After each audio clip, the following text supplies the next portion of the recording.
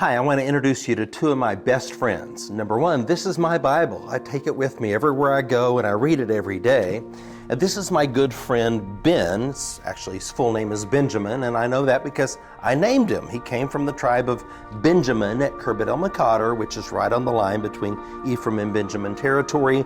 And he's about 3,100 years old. He's a beautiful collared rim jar with a rounded base. He would have been used originally for probably wet storage. Once he began to develop cracks, then probably for dry storage. Pottery was incredibly important for the development of human civilization. And in fact, God pictures himself in the Bible as a potter. In the Genesis creation account, we see that God takes the clay of the earth and he shapes man and he forms man, breathes on him, and he becomes a living soul.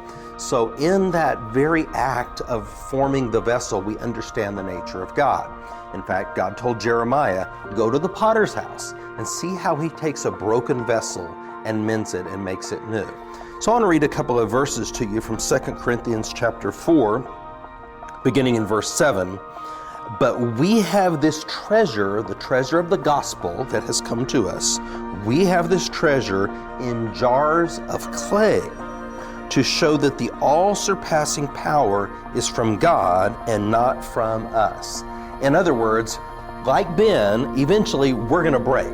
When we found him, he was in about 130 pieces. Now we can be put back together is the faith lesson, but we're susceptible to breaking, to falling apart. We're flawed, but it's through God's grace as the master potter that he's able to come and restore us into something of value.